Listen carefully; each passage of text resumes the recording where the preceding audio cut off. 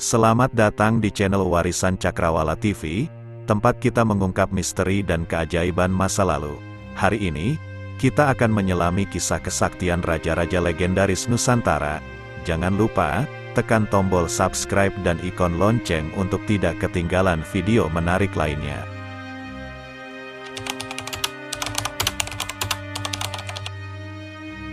Di puncak kejayaan Mataram, bersemayam Sultan Agung, seorang raja yang dikenal memiliki kekuatan gaib. Dikatakan, beliau memiliki abdi siluman bernama Juru Taman dan mampu melakukan salat di Mekah setiap Jumat tanpa meninggalkan istana. Bagaimana mungkin? Mari kita selidiki. Kita memulai kisah ini di Keraton Mataram, di mana Sultan Agung Hanyokrokusumo, Raja ketiga Mataram, duduk di tahta. Dengan kekuatan yang melegenda, ia dikatakan mampu mengendalikan makhluk gaib, termasuk abdi dalamnya yang setia, Juru Taman. Menurut cerita, Juru Taman adalah manusia yang berubah wujud menjadi siluman Danunyai, makhluk gaib yang tinggal di hutan belantara Tunjungbang di wilayah Mataram. Sultan Agung, yang lahir di Kota Gede Yogyakarta pada tanggal 14 November tahun 1593, naik tahta pada usia 20 tahun. Dengan pengaruh dan kesaktiannya, ia berusaha mengembangkan agama Islam di Pulau Jawa. Namun, kekuatan gaibnya tidak hanya terbatas pada pengaruh politik dan spiritual.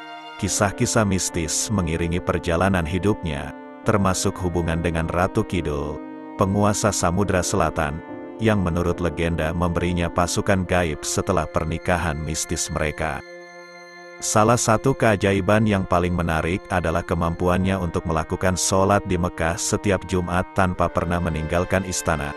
Ini menunjukkan tingkat kesaktian yang tinggi dan kemampuan untuk melampaui batas-batas fisik.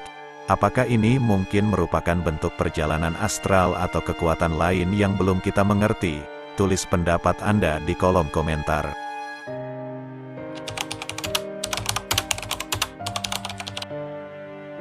Raja Jayabaya dari Kediri tidak hanya terkenal sebagai penguasa, tetapi juga sebagai peramal dengan ramalan Jangka Jayabaya, yang masih dibicarakan hingga kini. Apakah benar beliau mampu melihat masa depan Nusantara?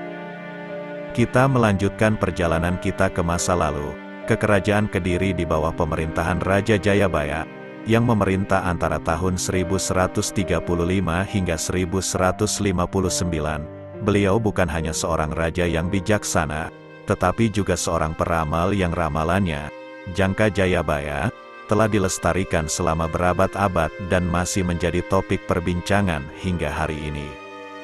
Ramalan Jayabaya bukan sekadar prediksi biasa, ia menggambarkan visi masa depan yang jauh, termasuk kedatangan bangsa berkulit pucat yang dapat membunuh dari jauh dan bangsa kulit kuning dari utara, yang kemudian dikaitkan dengan penjajahan Belanda dan Jepang atas Nusantara. Ramalan ini juga menyebutkan tentang bencana besar dan munculnya sosok Satria Piningit, seorang pemimpin yang akan membawa perubahan besar bagi Nusantara. Dengan menggunakan kitab Asrar atau Musarar, yang digubah oleh Sunan Prapen dari masa Giri Kedaton sebagai sumber utama, ramalan ini telah menjadi bagian dari warisan budaya Jawa.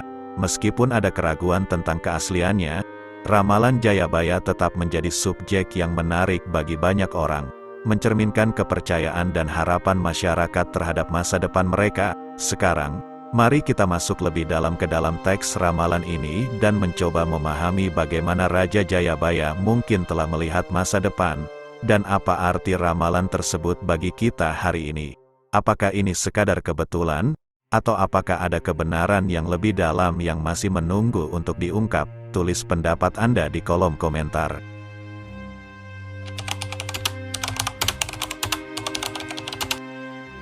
Prabu Siliwangi, raja yang namanya melegenda di tanah Pasundan, dikisahkan, beliau memilih menghilang dan melakukan tapa moksa ketika Islam mulai menyebar.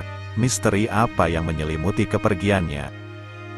Kita beranjak ke hutan-hutan Pasundan, di mana legenda Prabu Siliwangi, raja terakhir kerajaan Pajajaran, masih bergema. Sebagai penguasa yang sakti mandraguna, Prabu Siliwangi dikenal memiliki banyak pengikut dan membuat negeri Sunda terkenal seantero Nusantara. Namun, ketika ajaran Islam mulai menyebar, beliau mendapat desakan untuk meninggalkan ajaran terdahulu dan menjadi seorang mualaf. Menurut cerita, Prabu Siliwangi memilih untuk tidak berkenan masuk Islam dan memutuskan untuk menyingkir dari kerajaannya. Sebelum mengambil langkah tapa moksa, beliau memberikan wejangan kepada para pengikutnya untuk memilih ajaran sesuai keinginan mereka sendiri. Tapa moksa, sebuah konsep dari agama Hindu dan Buddha, memiliki arti melepaskan dari segala ikatan duniawi serta putaran reinkarnasi kehidupan fana. Namun, ada pula catatan sejarah yang menunjukkan bahwa Prabu Siliwangi tidak moksa atau menghilang, melainkan meninggal dunia seperti manusia biasa pada tanggal 31 Desember tahun 1521. Kematian ini didasari dari beberapa catatan kuno dan prasasti yang ditemukan. Misteri mengenai hilangnya Prabu Siliwangi menjadi bagian dari warisan budaya dan sejarah Nusantara. Apakah beliau benar-benar menghilang tanpa jejak? Atau apakah ada kisah lain yang tersembunyi di balik legenda?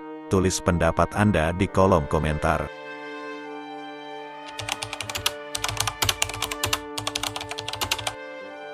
Prabu Brawijaya kelima, raja terakhir Majapahit yang menyaksikan keruntuhan kerajaannya.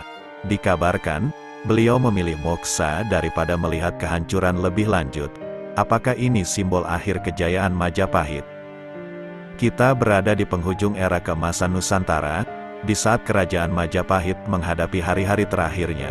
Di tengah konflik dan perubahan besar, Prabu Brawijaya kelima, raja terakhir yang memerintah dari tahun 1468 hingga 1478, menjadi saksi bisu atas keruntuhan kerajaan yang pernah begitu agung.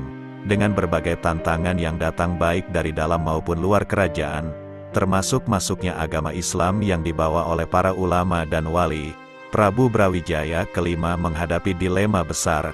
Pada akhir hayatnya, beliau memutuskan untuk meninggalkan tahta dan pergi ke Gunung Lawu, sebuah gunung suci di Jawa, untuk mencari ketenangan rohani dan moksa.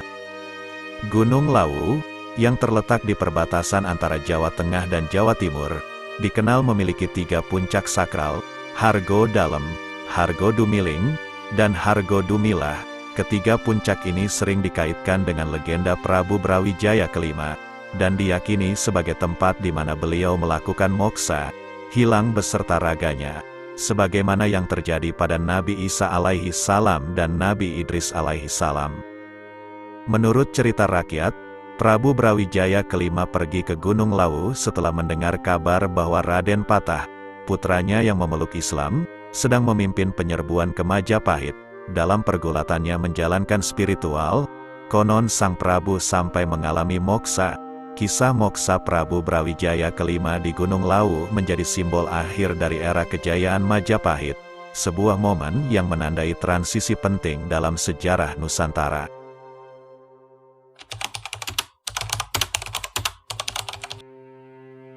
Mahapati Gajah Mada, arsitek Sumpah Palapa yang menghilang setelah tragedi Perang Bubat.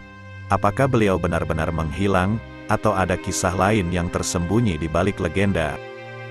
Kita menutup perjalanan kita dengan misteri yang menyelimuti Mahapati Gajah Mada, sang arsitek Sumpah Palapa yang bertekad menyatukan Nusantara. Namun, setelah tragedi Perang Bubat, nasib Gajah Mada menjadi kabur. Apa yang sebenarnya terjadi? Perang Bubat, sebuah peristiwa berdarah yang terjadi pada tahun 1357, menjadi titik balik dalam karir Gajah Mada. Konflik ini melibatkan rombongan kerajaan Sunda yang datang ke Majapahit untuk pernikahan putri mereka dengan Hayam Wuruk, Raja Majapahit.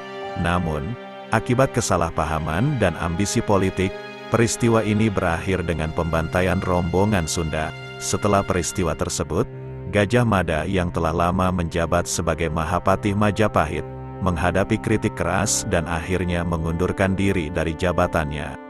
Ada yang mengatakan beliau memilih menjadi pertapa di hutan Madakaripura, di pedalaman Probolinggo Selatan, tempat yang kini dikenal dengan air terjun Madakaripura. Namun, ada pula versi yang menyebutkan bahwa Gajah Mada meninggal karena sakit, seperti yang tercatat dalam Kakawin Nagara Kertagama, atau bahkan moksa, seperti yang disebutkan dalam Kidung Sunda. Versi lain menyatakan bahwa setelah Perang Bubat, Gajah Mada sempat diberhentikan dari jabatannya, tetapi kemudian kembali diangkat oleh Hayam Wuruk. Misteri mengenai hilangnya Gajah Mada menambah lapisan kompleksitas pada sejarah Majapahit. Apakah beliau benar-benar menghilang tanpa jejak? Atau apakah ada kisah lain yang tersembunyi di balik legenda? Mari kita renungkan bersama, sambil menghormati warisan yang ditinggalkan oleh Sang Mahapatih yang legendaris ini. Terima kasih telah menonton. Jika Anda terpikat oleh misteri ini, bagikan video ini dan berikan komentar tentang raja mana yang paling menarik bagi Anda. Sampai jumpa di video berikutnya.